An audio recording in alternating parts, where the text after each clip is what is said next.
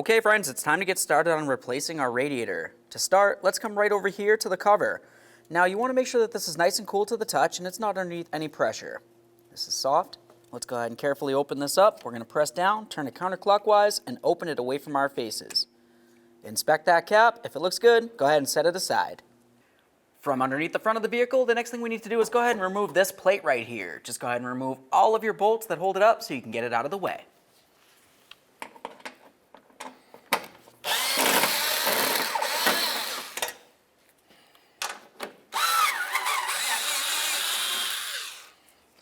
Right over.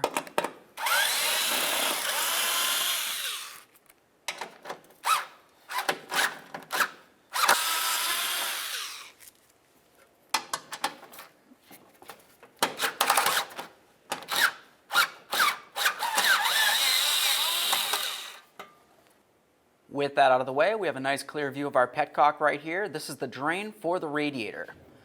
You're going to want to make sure that you have hand and eye protection and a nice collection bucket underneath this area because you're going to have to recycle this fluid. Let's let this fully drain. Once that's done draining, let's go ahead and close it right off here.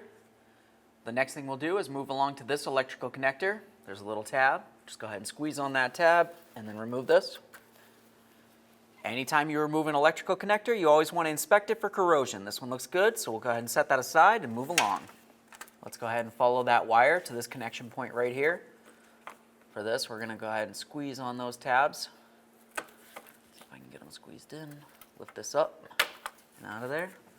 Follow it up to the other portion of the radiator right here. Comes up along the fan.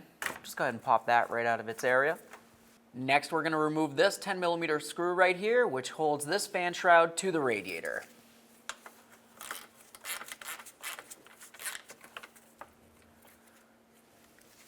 Now we'll move along to these lines right here. You're going to notice that they have squeezable clamps. For them, what we're going to do is just go ahead and take some long nose pliers, squeeze onto all three of the ears, slide that right on up the hose there, and then we can start removing the hose. To do that, it's generally easiest to give it a little twist to break it free. If it doesn't want to twist and break free, just use a pick, but be very careful not to damage your hose. There's going to be fluid inside of this, so make sure you have a nice collection bucket underneath the area. Now we'll just do the same to the other one.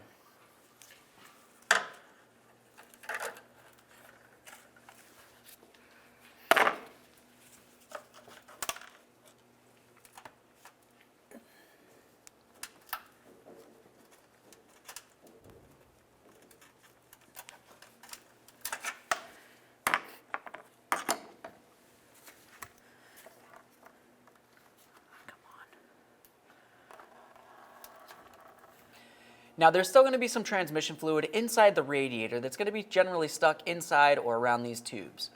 I'm just going to take a nice rag, put it right over it with a wire tie. Just go ahead and wire tie this on here, and that's going to prevent it from leaking out on us while we continue. Do the same to both lines. Now we can move along to this lower coolant hose right here. Generally, there's going to be areas that you're going to want to grab onto, squeeze this together, and then it's going to release it so you can slide it out of the way. Now ours is completely rotted / falling apart, so I don't have anything to squeeze on. I'm just going to go ahead and break this off, and then we're going to remove the hose from the radiator. There's going to be coolant inside this area, so make sure you have your collection bucket under here.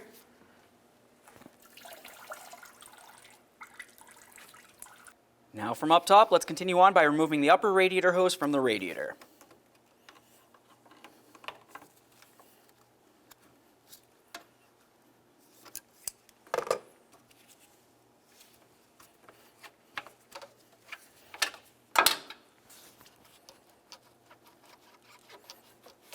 Set this aside. Move along to removing your electrical connectors for each of your fans. There's going to be a little push tab. You can squeeze on that, and then we'll carefully push this off of here.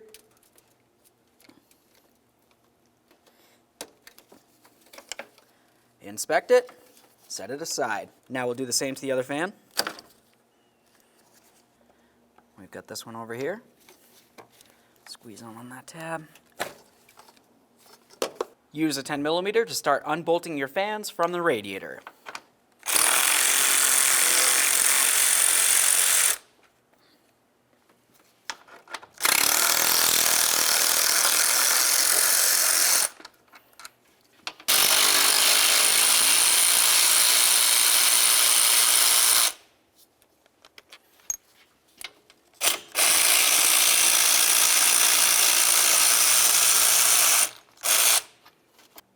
grab onto your fans and start removing them from the vehicle. This one.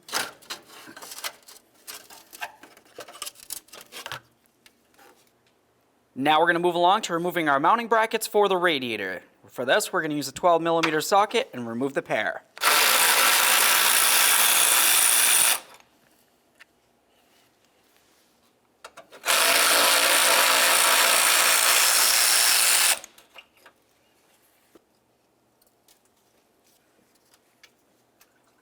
Now, since there is still a little bit of coolant left in this radiator, I'm going to make sure that my collection bucket's underneath that lower hose area. We're just going to go ahead and lift up on the passenger side here and start tilting it so the rest of the coolant can drain out. Now we can remove this from the car and we can continue working on this on the floor. On the floor, the next things we want to start removing is our mounts. Go ahead and carefully get in between this area here and gently twist. Set this aside so we can reuse it. We'll do the same on the far end here. After that, let's grab a 19mm socket and remove this.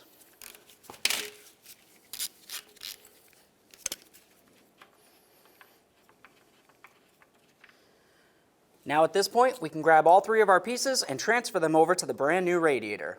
Okay, now we can start working on our brand new radiator. The first thing we have to do is start transferring everything over. So for the sensor right here, I'm just going to go ahead and wipe it down and inspect it. Something that's super important about this is this O-ring right here. You want to make sure that it's soft and pliable and it's not cracked or damaged in any way. Assuming that looks good, let's continue on with a little bit of lubricant. You can use whatever you might happen to have. After that, remove this plug on the lower aspect of your brand new radiator. Put your sensor in here and snug it up. After you have your sensor nice and tight, let's continue on to our rubber mounts. This is super important. Make sure you slide them right on there. The other one on there. And now we can get back over to the vehicle. Now to put it in your radiator, there's something that you want to pay attention to. You have those rubber mounts. Those need to fit directly into the radiator support down here. If you're off kilter at all, then you're going to have an issue with mounting. There's one on each side for each of the mounts.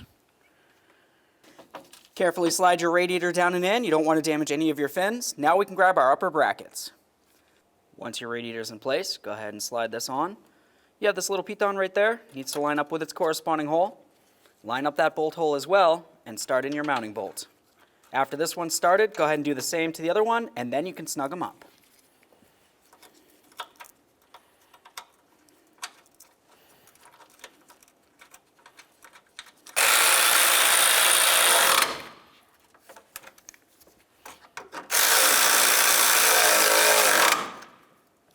Next, we're going to start putting in our cooling fans. We have the one with the metal shroud. That's going to go on the passenger side. Let's bring this down, being very careful once again for those fins.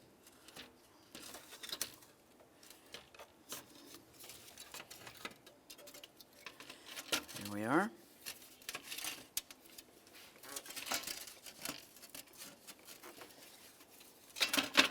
Now I'm just going to get this lined up.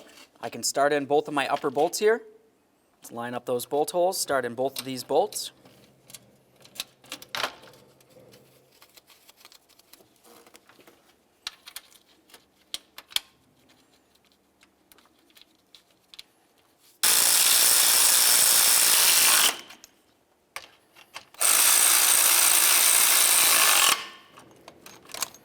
Now we can start doing the driver's side cooling fan. You're going to notice for this one, it has two tabs along the bottom. You want to make sure that you have those lined up with the bottom aspect of the radiator where they need to sit. Make sure you have your electrical wire along the outside there. Slide this right down into position. Get those tabs lined up. There we are. Once they're lined up, go ahead and start in your upper bolts.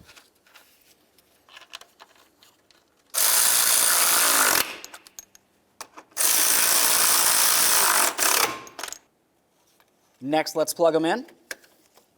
Listen for a click, give it a tug, make sure it's secure. Do the same to both.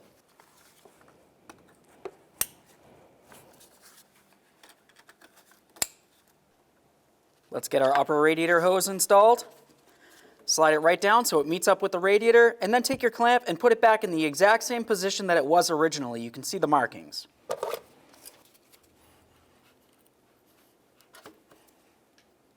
that lined up. Now that we're under here, let's go ahead and put in this lower bolt for our passenger side cooling fan. Just gonna have to get this lined up. Start it in, snug it up. Now it's time to hang this wire. Let's go ahead and make sure that we put it up and along the top of all of our apparatus along the bottom of the radiator here. Go ahead and connect it right into its sensor. Listen for a click, give it a tug. Now we're just going to make sure that we secure it. It has its securing point right in the center there, you remember that. Slide it in, lock it, and then come right over here. You have that one last area where it needs to slide in between the two pitons. Just go ahead and slide it right in. Now let's move along to putting on our tranny cooler lines. Slide that in. I can feel the tip of this tube comes all the way up to there. So you want to just at least make sure that you have enough room for the clamp that's still past the bobble. You don't want it on there because it could potentially come flying right off.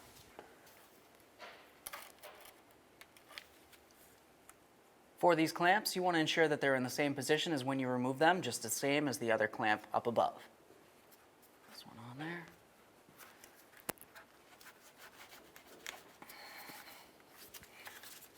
All right, I can feel the bobble right there. Get our clamp on there.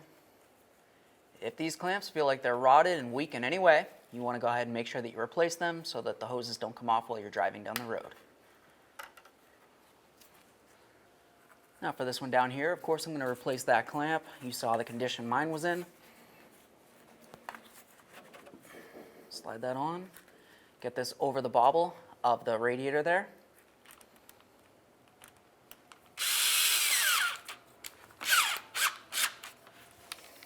Just double check it and make sure this is nice and tight. Now before we put our forward plate up, let's just make sure that the petcock is closed nice and tight. Go ahead and grab onto that shield and start reinstalling it. Just going to line up all my bolt holes. I'll start each of these in and then we'll snug them up.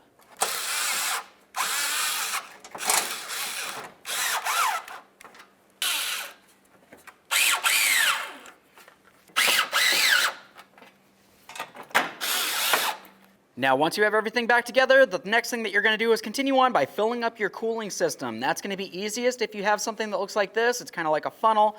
We're just going to go ahead and fill this up, let it trickle on down into the system. We'll keep filling it and try to get out any of the air bubbles inside.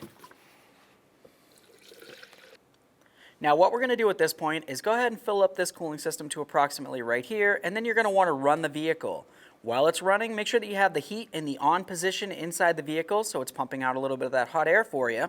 And then, of course, what we want to do is wait until the cooling fans that we installed on the back side of the radiator here turn on. That essentially means that your thermostat has opened up, and at that point, it should burp out any of the air inside the system. Now, after a short amount of time, at that point, you would just go ahead and cork this right off like that, and then you can just remove this from the system here and then put on your radiator cap.